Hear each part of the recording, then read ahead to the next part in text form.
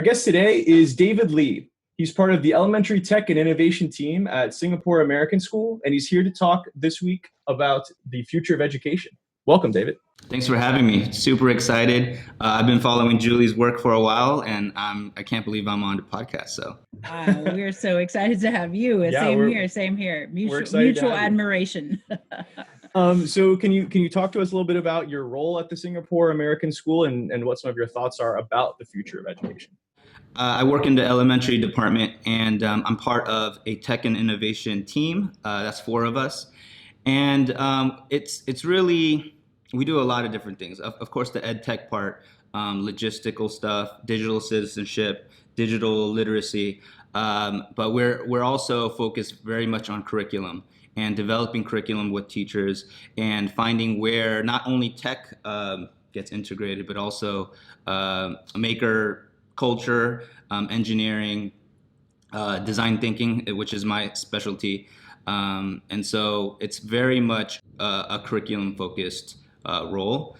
And we're trying to kind of shift that, because I think before there was a lot of just some side tech integration, but it's not very meaningful when it's not part of the core curriculum and part of the classroom as well. So would it be safe to say you're sort of contrasting curriculum with like tech as some sort of supplementary add-on, that you're trying to be more integrated? Is that a fair thing? Yeah, and when I think of integration, it's more not even an add-on. It's like an essential part of the unit, and we need and it takes some creativity on our part to think of those things. So. For example, 4th grade has developed, with Joe Brown, who is the instructional coach, has developed a unit about Rube Goldberg machines. And they go through the whole process of inquiry to develop these things. And for my part, the plan was to integrate the coding part, and just to help students realize these engineers, they go through the process of using simulation application and CAD, those kind of things. And so they will be programming to show their Rube Goldberg machine, test it out in that way, but also at the same time hitting those science things. So it's more like, it's not really an add-on, it's like essential to the unit, or it just enhances the unit. You're right. Yeah, it does. Mm-hmm. Another level. Imagining like a technological tool versus like the singularity. It is integrated into the body of the curriculum. So absolutely. You mentioned that there is kind of a shift that has occurred. Could you talk about what is the difference when you're in a classroom where tech is being used as kind of an add-on or a feature, or when it's really being integrated into the curriculum?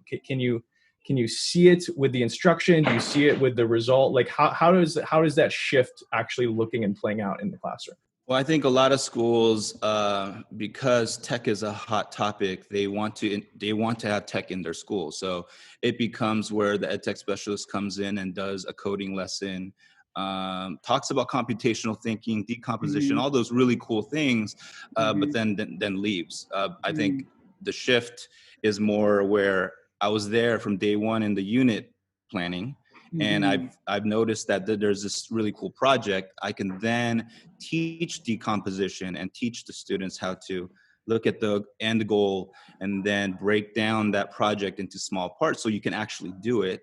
I think that's a bit more meaningful, right? So, and it's not a criticism to ed tech. When I started 7 years ago, we were all started. I mean, people were just getting iPads. And so the training was to teach students how to use iPads. So it's just a progression, really. Super interesting. Yeah. And so you started off like how I know you in my mind is David Lee Ed Tech. Maybe that's your Twitter handle, maybe that's your website. And so for me, I associate David Lee with educational technology.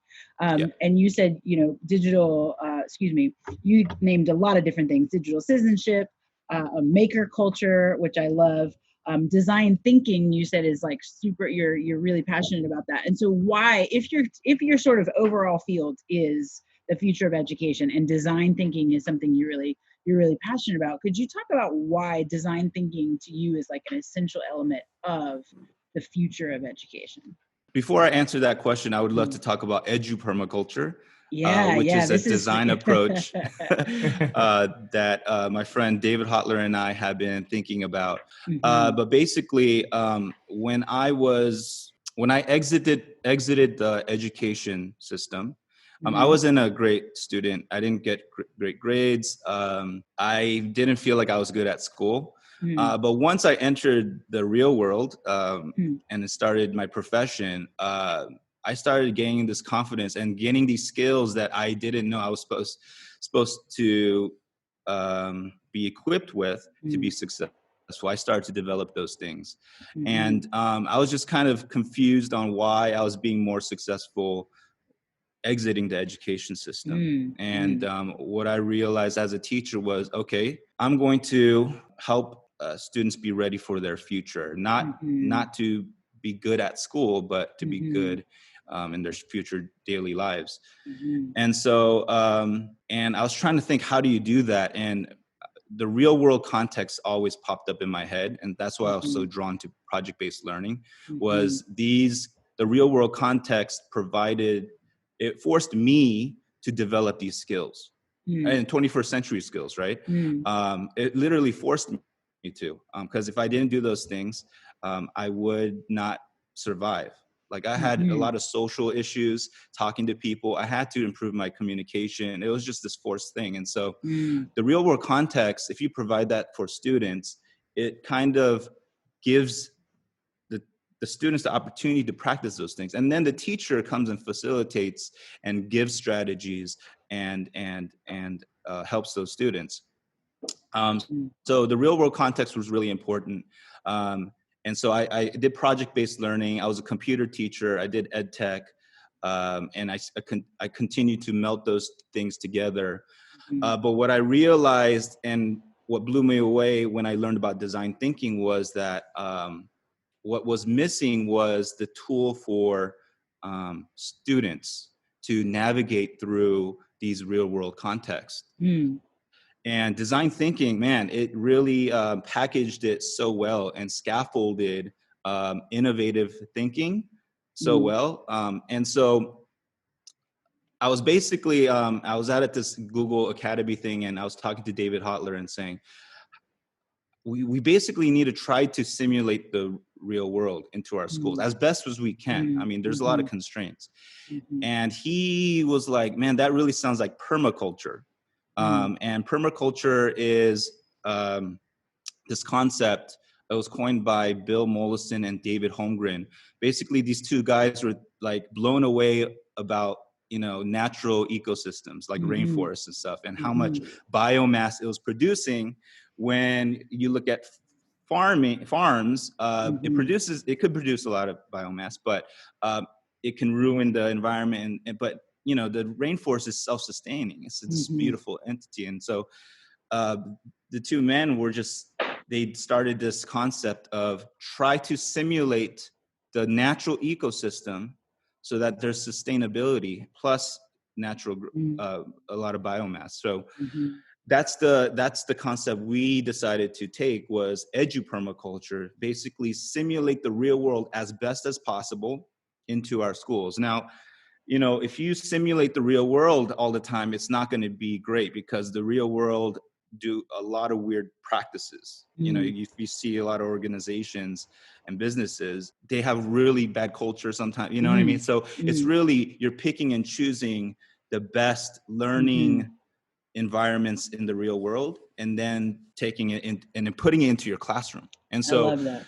Design thinking and project-based learning is very much that way. And then design thinking was basically taking a tool that innovative people, successful people are using, and then you're handing it to a second grader, you're handing it to a third grader, and equipping them that and starting them so young. And that's just naturally how they start to think, all the way to 12th grade. And then you exit the education system, and then you might be over prepared. Like the organization you join might not even be as innovative as you're thinking, right? And so then you end up being frustrated. But I'm sure, imagine you bring a lot of that thinking to the space. I love that. We've had some previous guests who talk about both things that I just want to sort of draw on two things. One is that we've had previous guests who were not successful in school or were considered weird in school and wanted to sort of create this space as teachers or as adults where students don't feel sort of socially weird. Right. And that was one of our guests. And another one talked about preparing students to write, in print, and then they were not prepared for quote unquote the real world for their jobs because so much is multimodal now.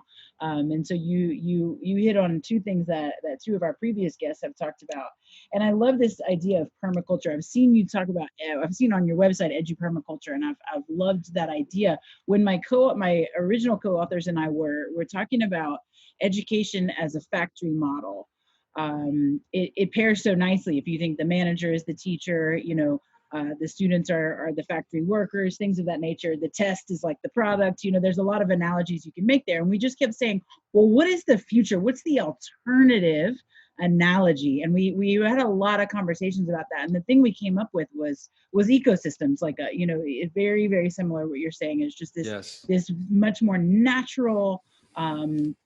Different people have different roles, that they're all working together, this interdependent relationship between teachers and students and parents and the outside world. And so I really love that. That's a great idea of permaculture, simulating the natural world. I didn't make that connection just reading until you said that about simulating the real world. Almost as like simulating the positive, only the positive organizations. Only the positives. We're not going to simulate some of the negative stuff. That's really cool. Like the hierarchy you find in organizations and stuff like that. You don't want to copy that. Yeah, sorry, Trevor. No, it's something that I think is very needed in schools now, because I think that the longer the time goes on, the more things that are happening in civic, social, and organizational places is looking increasingly different than what's happening in the classroom. And what I love about design thinking is the fact that it exists across so many fields. I have friends that are consultants at some of the biggest firms in the world, and they use design thinking. They use those tools, they use those frames of mind. And there are so many positions and jobs out there now that require this sort of inner or transdisciplinary approach. And it's like, just the very word design is something that's bleeding into so many things. Like, my wife and I are an interesting pair in terms of our career. She was like a spreadsheet, guru wizard. And I'm fine in Microsoft Word, but you put me in Excel and I'm totally lost. But now her job requires her to take the data that was entered into Excel, and there's a program called Tableau. It's a data visualization software. So this world of like crunchy, algorithm and numbers is now fusing with this sort of like artistic world, and the amount of like leverage that your deck gets with a client or with someone you're trying to propose to. The way that it looks, your presentation, it matters. And so I love the idea that not only are we teaching students these sort of skills and these bodies of knowledge that are applicable to the real world, but even just the process of how they create those products is one that is echoed in other places. And even better, it's one they can bring into their own lives. My wife keeps saying that she's going to make a scrum board for all of the chores that I don't do around our apartment. So I think it's powerful. So are there any specific organizations that you kind of like look to as a shining beacon or star that you kind of like kind of pull some of their ideas and frames and lessons from? Yeah, so everything with design thinking is not from me. I just applied it. And so the book that I wrote, Design Thinking in the Classroom, is just me applying those ideas. And so IDEO, which is a design firm, and D-School, and Google, I just look at their practices and I always try to place their best strategies, their best thinking into classrooms.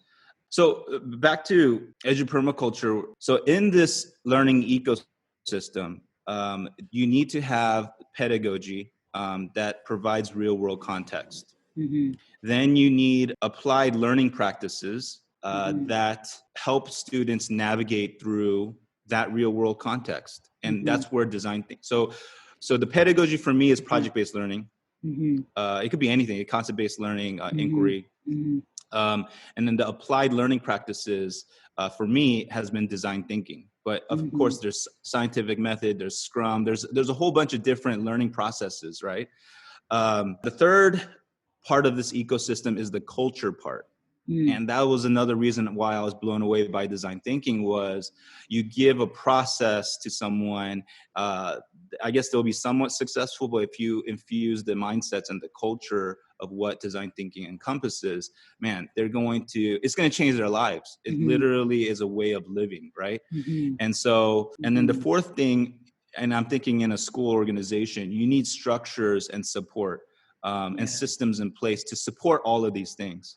Yeah. And, in a school, that's admin, instructional coaches, and scheduling to allow all this flexibility.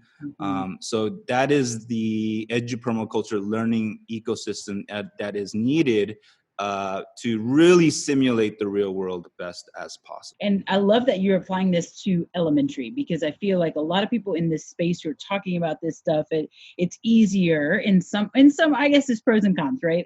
But I can imagine a lot of people are more in the secondary space. And so when you said that, how do you get a second grader to apply design thinking? Do you have any stories for us, or how in the world do you do that for like a 7-year-old? One big learning coming to Singapore American School, is my second year, is to not actually name drop everything. So I didn't have to say, let's implement design thinking, which I did. And I regret that. And all I should have done coming in is like, can we practice brainstorming? Be thinking innovatively. Everyone would have said yes, and that's easily infused. But because I said design, let's integrate design thinking, that sounds like an add-on. And in an ecosystem, you don't add on things. They all just, things exist and they work together. I'll just do an example. I got to work with Chris Smith, Jody, and the second grade team on this museum project. And museum projects, are very common. Right? Since design thinking is used in a real world context, you got to provide that as well, right? So we did that by having them think as curators and exhibit designers. The empathy part of design thinking, we utilized that when they visited the museum. They didn't just look at the information, which I think a lot of us have when we were kids. Like it's really cool information, but they got to think even deeper, as in, why did the curator choose this information? How did they visually show that? How does the visitor feel when they enter this room? How do they interact with the room? Like there's this room in Singapore, in this National Singapore Museum. It looks like a factory, and it shows the different things that they manufactured. But visually, it was so easy to just understand what they're trying to explain, and all of that was all planned. Yeah. And as a second, I mean, even adults don't even think that way. So right. It gave them another level of thinking. And then they just got to get exposed to a new career that, no one will talk about. Like when I was in elementary school, it was police officer, teacher. And I think that's what's really cool about eduPermaculture is like you're exposing each grade multiple times, you're different occupations, different things, and all of them doing creative problem solving, all of them. And so that's why design thinking is so easy to implement. And then we just went through the process, and this year, next year, sorry, hopefully we add more empathy work, interviewing curators, like the experts and the designers, actually going up to visitors and saying, is it okay if I talk to you for 2 minutes, and asking a few questions. And then we just went through the ideation stage, and they designed their own exhibits. And they got to be very creative. And this is second grade, so it's easier for them to think out, more outside of the box. That's kind of what I was thinking of pros and cons with secondary versus elementary. What you do have with elementary is they tend to be way wackier in their imagination. And they're less concerned about sort of pleasing the teacher.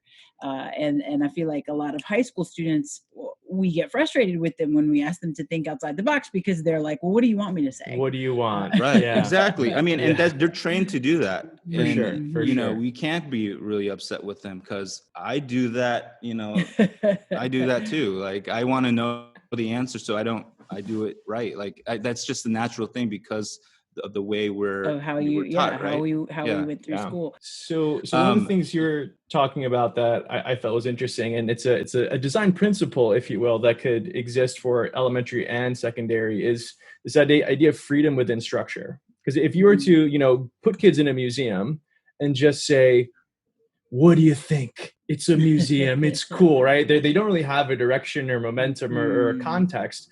At the same time, if you were to put kids in a museum and say, here's a worksheet, fill it out based on what you see, like that is not a meaningful experience whatsoever. But it sounds like what you're kind of suggesting with, I don't know, maybe, I don't know if it's empathy work specifically, or just like sort of a design mindset. It's knowledge that is situated. But once students sort of adopt that lens, or they begin thinking in that modality, they can then bring that to other parts of their life. So they encounter a problem and like, okay, well, let me start thinking like a curator. And that aligns really well with what we're talking about when we just read a blog, and we're going to start doing some work around this idea of modern literacies. And that idea that, you know, when it comes to the ways that we know, think, and do stuff in the modern world, it can't just exist in these little disciplinary hubs. So this idea of approaching a problem, and instead of just thinking like a historian, a writer, or a scientist, we can start thinking like a museum curator, or you can start thinking like an interior designer. And it's like these sort of like these lenses that we can have when we go out into the world.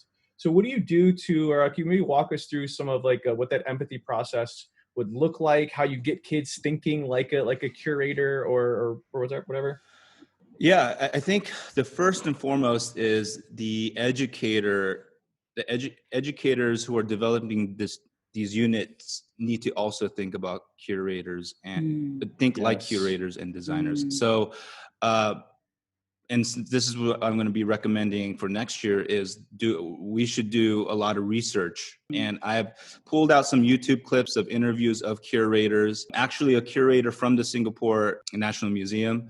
They're just talking about what they do. And you can totally sense what they're all about. And when you get in that mindset and then start developing the unit, you're not going to have random learning activities pop in there to hit that standard. You're going to develop a learning activity that hits the standard, but also is related to the narrative of being a curator.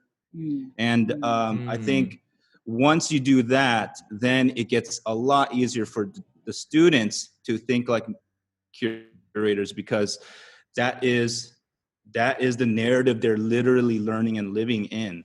And that's why it's not a free-for-all. It's very much planned. You ask the essential questions, and some of those essential questions would be to think like a curator. Not to say you can say you're a curator. I think that's actually beneficial, because I got really excited when I got to pretend I was a different profession. That's just what children do. They play, they role play, right? They role play, that's right. Yeah. And when I remember this one activity, the teacher said I was a national park ranger or something, and I got to go to a park and just find leaves and collect it and identify it.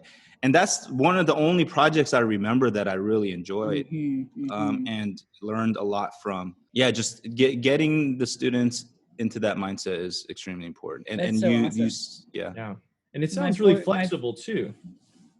I'll just say it sounds really flexible. And I think that if there's one thing that we're going to need to have in the future, whether you're talking about, you know, businesses, civic, social spaces, is just flexibility. The world is changing and evolving and overlapping on itself so quickly that, you know, if you sort of go through your educational life or career with just like 2 or 3 lenses that you use to, you know, view and evaluate the world, you're going to struggle. And I think that it's really important to help students sort of get used to that flexibility. And I imagine imagination is a word that does kind of come into play, because you need to be able to maybe step outside of yourself sometimes and think in a mode differently than you're used to. So I think that's, again, it's very cool that these things are going to help children in the, you know, once they leave academia, you're sort of fostering in them there. and they're becoming aware of these, the the permaculture of everything, right? All of life today is nothing but overlapping systems. So Right. I really dig that metaphor for that reason. That sort of is a nice segue too. Before we started recording, you were talking about different concepts related to sort of the future of school, related to design thinking, and one of them was self-efficacy. So I'm just sort of, with Trevor talking about flexibility or adaptability, could you tell us first, just for our listeners, what is self-efficacy? It's the belief that you are able to perform behaviors and practices to meet a specific goal, that belief in yourself. And I for sure did not have that during my schooling. I was one of those kids who I wanted the teacher to explain step by step, what do you want me to do? And for some reason, I still couldn't get the grades. But once I entered the real world and into my profession, I started gaining small, manageable successes, and gradually I gained that confidence, that belief I can bring change, I can do these things. And now I feel like I'm on a mission to change the world through these kids and through education, and try to create that ideal education system so that it could be replicated in the whole. And that's a huge idea that I'm trying to do, and I would have never tried to do before. That's awesome. But yeah, and I think it's the small successes, and then realizing what specific tools that will help me to get there. And design thinking has changed my life. Like it's a toolkit that has allowed me to collaborate really well, to think creatively, to storytell as well. Like your wife, Trevor, she gets data. It's a visual representation of the data. But then there's another thing of storytelling of like, what do you do with that data? Like, let's not just keep collecting data and have all this really cool information. And you got to tell that story of what can that data do? We need to change this. We have to, it helped me with the whole storytelling part as well. You can't convince people to do a great idea without that storytelling aspect of it. That's right. That's right. Yeah. Again, like Trevor, story, the theme. We have like meta concepts that are emerging over the course of our podcast. We talk to people about so many different topics, but storytelling keeps coming up again and again. And so I just love that. And so would you say you sort of already answered my sort of part 2 of that question of like, okay, so if self-efficacy is your belief in your ability to sort of achieve a goal, how do we build that with students? You sort of talked a little bit about small wins, but I just wonder if you could elaborate a little bit about how in the world do you build self-efficacy, especially with those kids who maybe are shy or otherwise don't believe in themselves. It's important to note that like the museum project, there's a lot of voice and choice in that, where students decide a lot of different things. They'll decide the questions they ask. They'll decide what is it that they're going to create, what information that they're going to collect. There's a lot of decision making, and that is extremely weird for students in the first time doing that. And isn't that it's sad? frustrating That's for them. weird. Yeah. Wow. It's very frustrating for them. I think what I would love educators to understand is like these units are not free for alls. They're planned in detail. Really, you're creating a simulation. So it is planned really well, and you're scaffolding step by step. You're creating those small manageable wins so that they can get to the goal of being a curator. Like if you told a second grader in the beginning of the year, you're going to design an exhibit, and you're going to identify what you're going to show, and it has to show change over time, that kind of thing. It's a daunting task. It's really daunting. And so, but if you scaffold the process and create that beautiful narrative, they will get to that goal of designing something, or they will get close to it. But to have them think that they were, for that unit, a curator is awesome, right?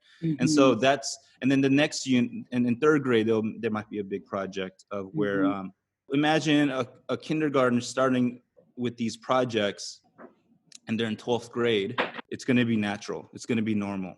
And so when they exit and they're given this project from their boss, there's usually a way to do that project. That person will do it, but better. In my opinion, they'll be a lot more creative in the solution that they develop.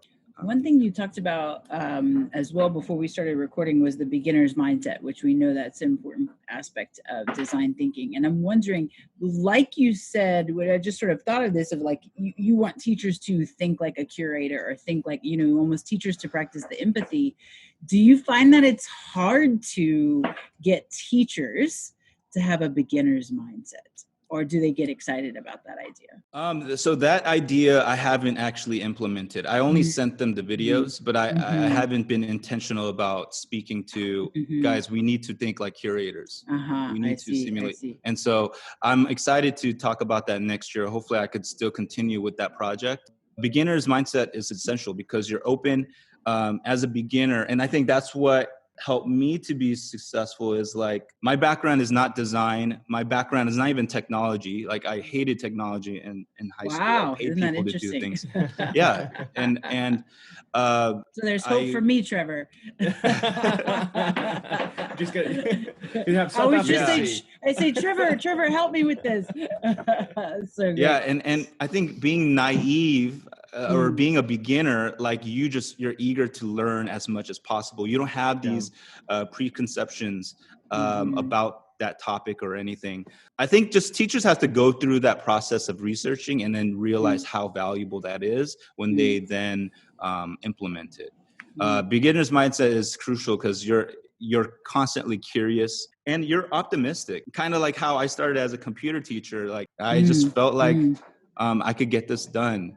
And it's that audacity to try new things, right? So it seems like that's another kind of common thread that's existed throughout our podcast is this idea that, as an educator, it's really difficult to try to build up or inculcate a mindset or a skill set or a body of knowledge in your students if you haven't explored it yourself. And I love that idea of as a teacher, how can you adopt a beginner's mindset so you go in with questions? So much of the teacher identity, I think, can be sourced from being an expert, right? That's kind of what, that is our mystical powers, to know all the things. So to step outside of that and to put ourselves in a position where we are vulnerable, we have to admit that we don't know things, can sometimes be uncomfortable. But I feel like my biggest moments of growth are when I enter into a field or I have a conversation with someone and I'm like, I know nothing. And I know nothing to the point where I'm not really ashamed about it. And those are the moments where I have some knowledge in a field and I go into a conversation and I kind of like, I don't want to appear as if I don't understand or don't know. I think that those are the occasions where I learn less. And it's the times where I'm comfortable enough to say, I'm lost.